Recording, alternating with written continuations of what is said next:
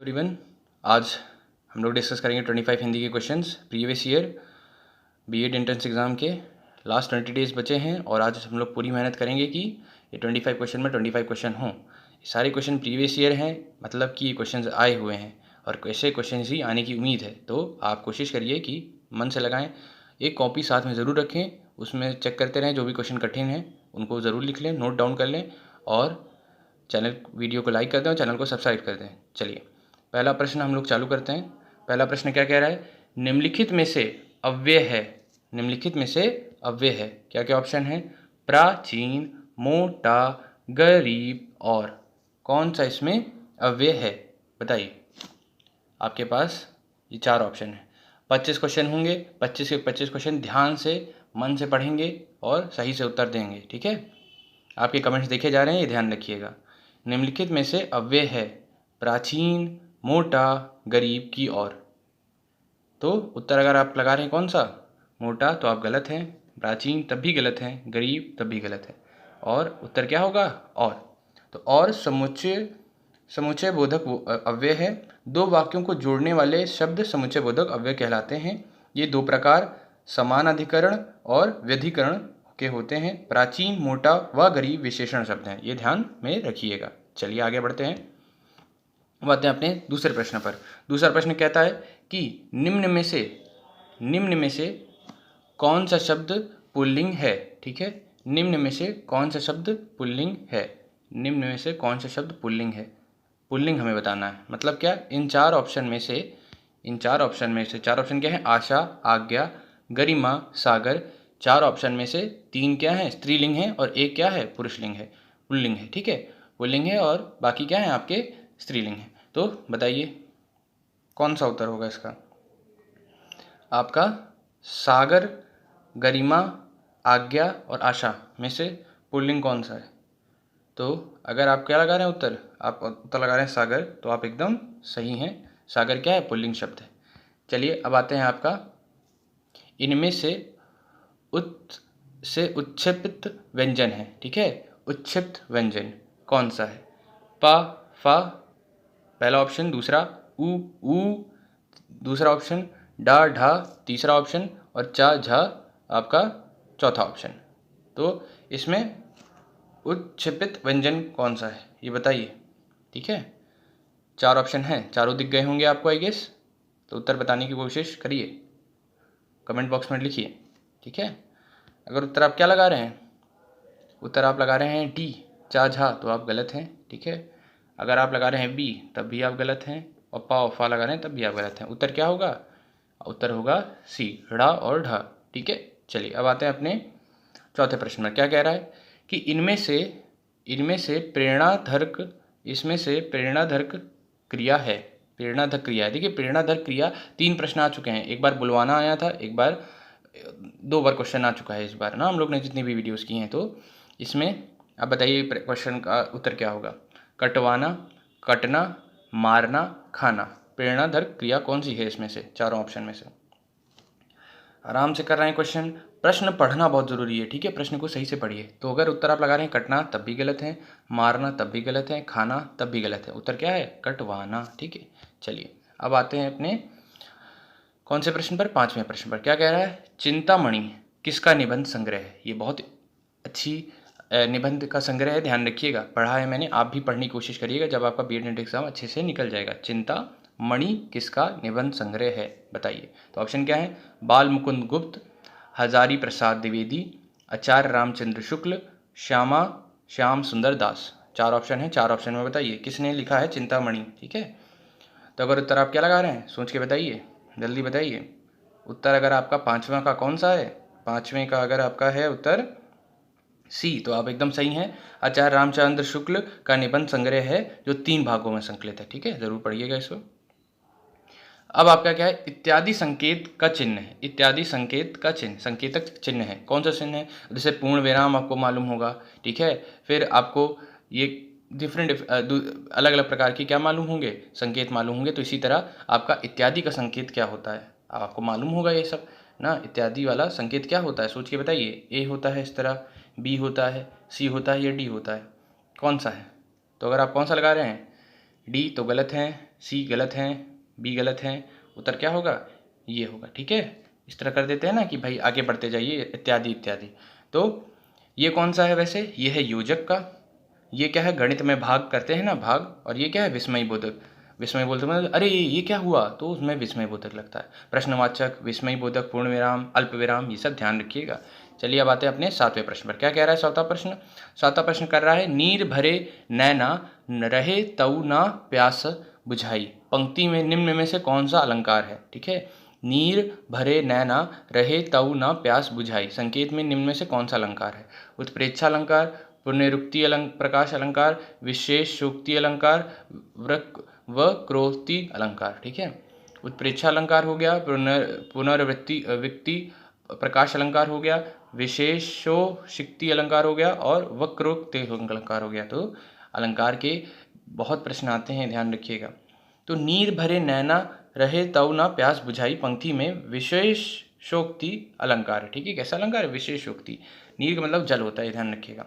यहाँ क्या है कि जहाँ कारणों के रहते हुए भी कार्य की पूर्ति ना हो वहाँ विशेषोक्ति अलंकार होता है। यहाँ नीर पानी है लेकिन प्यास नहीं बुझ रही है, यही लिखा है ना, नीर भरे नैना तऊ ना प्यास बुझी, तऊ मतलब तब भी प्यास नहीं बुझी।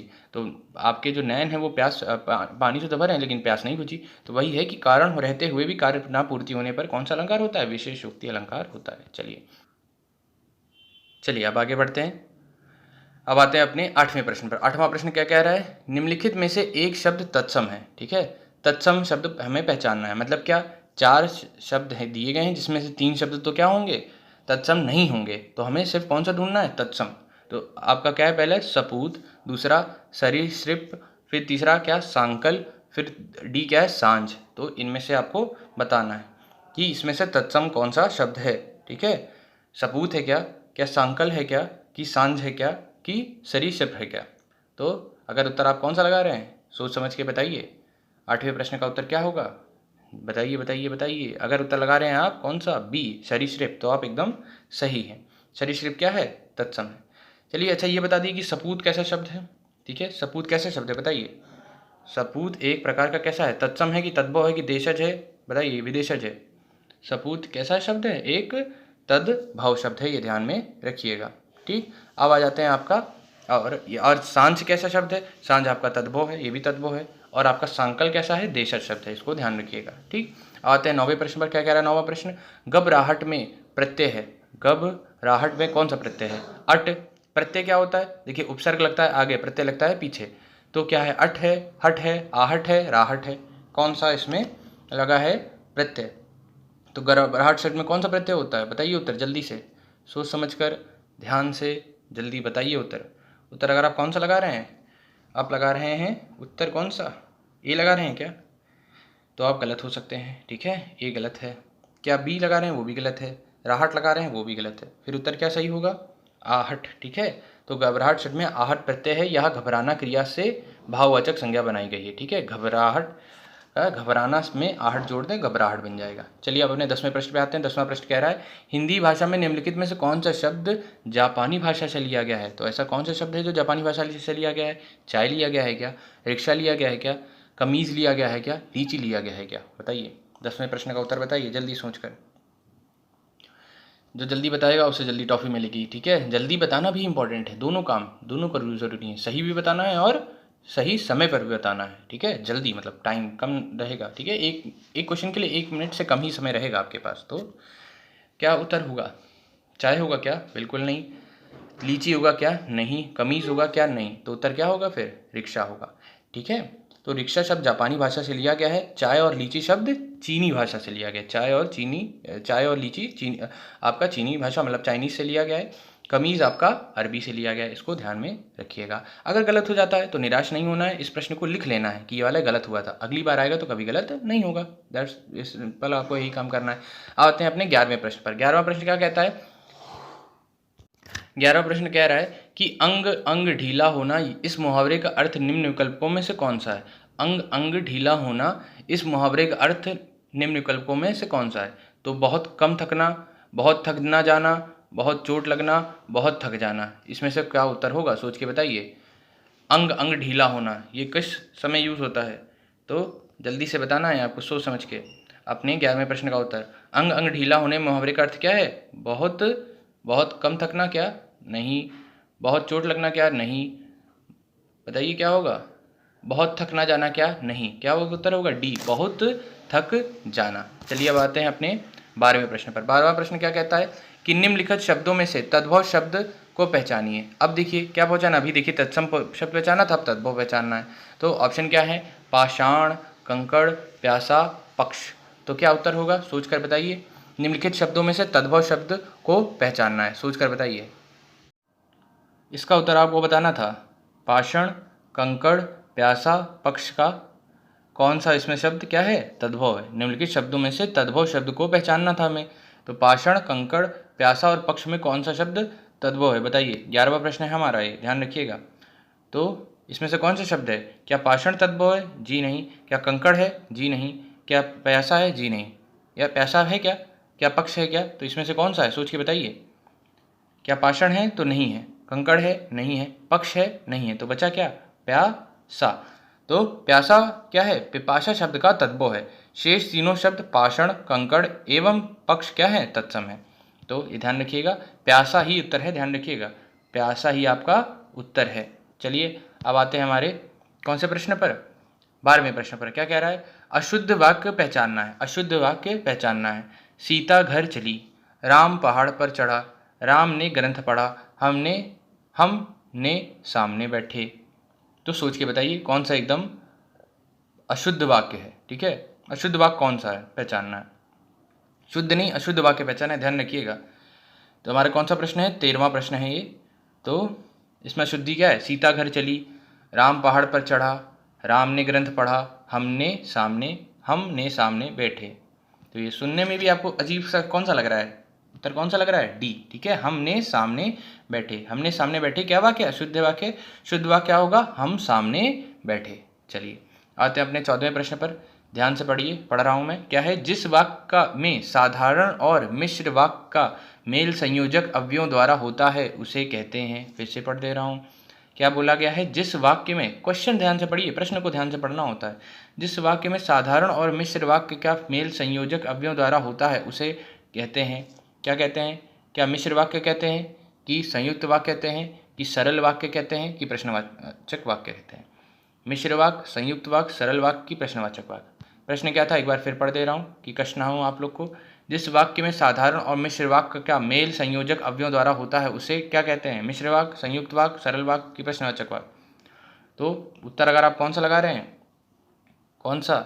संयुक्त वाक्य। तो आप एकदम सही है। ठीक है, जिस वाक्य में साधारण और मिश्र वाक्य का मेल संयोजक अवयवों द्वारा होता है उसे संयुक्त वाक्य कहा जाता है।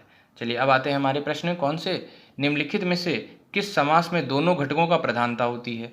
समास का प्रश्न आता ही है, तो ये बताइए दोनों घटकों की प्रधानता होती है, दोनों प्रमुख होते हैं। तो क्या बहुव्रीहि है, कि अव्ययी भाव है, कि द्वंद्व है, कि तत्पुरुष है? सोच कर बताइए। ऐसा समास जिसमें दोनों घटकों की प्रधानता होती है, ऐसा समास जहाँ दोनों घटकों की प्रधानता होती है, ऐसा कौन सा है? बहुव्रीहि, अव्ययी भाव, द्वंद्व की तत्पुरुष? सोच कर बताइए। तो अगर उत्तर कौन सा लगा रहे हैं आप? उत्तर लगा रहे हैं बहुव्रीहि तो गलत है, अव्ययी भाव तब भी गलत है, तत्पुरुष तब भी गलत है। उत्तर क्या सही होगा? द्वंद्व। ठीक है, तो द्वंद्व समास में दोनों घटकों की प्रधानता होती है, जैसे माता और पिता। ठीक है, चलिए अब आते हैं अब अपने कौन से प्रश्न पर? कौन सा प्रश्न है सोच कर बताइए। ये हमारा प्रश्न है 16वां। ठीक है, 16वां प्रश्न क्या कह रहा है कि सौरठा के प्रथम चरण में कितनी मात्राएं होती हैं? सौरठा के प्रथम चरण में कितनी मात्राएं होती हैं? तो इस तरह के प्रश्न हमने किए हैं, अगर आपने पहले नोट किया होगा तो उत्तर तुरंत बता देंगे।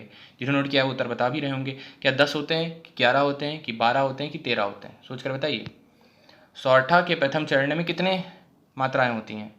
तो 10 होती हैं क्या? नहीं। क्या 13 होती हैं? नहीं। क्या 12 होती हैं? नहीं। कौन सी होती हैं? 11 मात्राएं होती हैं। ठीक है, सौरठा छंद के प्रथम सत्र में प्रथम चरण में 11 मात्राएं होती हैं, इसके दूसरे चरण में 13 मात्राएं होती हैं। ध्यान रखिएगा, पहले चरण में 11 फिर 13। यह दोहा छंद का उल्टा होता है। ठीक है, दोहा छंद जैसा होता है वैसा उल्टा होता है इसमें। अब आते हैं हमारे 17वें प्रश्न में। क्या कह रहा है? हमें अनाथ बच्चों की मदद करनी चाहिए। स्थूलांकित शब्द का विलोम बताइए। तो कौन से शब्द का विलोम बताना है? अनाथ का विलोम बताना है, विलोम। तो सनाथ, अज्ञेय, अपाहिज, जिसका कोई ना हो। अनाथ का आपको क्या बताना है? विलोम बताना है अनाथ का, ठीक है। सोच कर बताइए। तो अनाथ का क्या हो जाएगा? सनाथ। बस सिंपल है ये तो, ए उत्तर है होगा, ठीक है। चलिए, मुझे लगता है, उम्मीद है कि आपने सही बताया।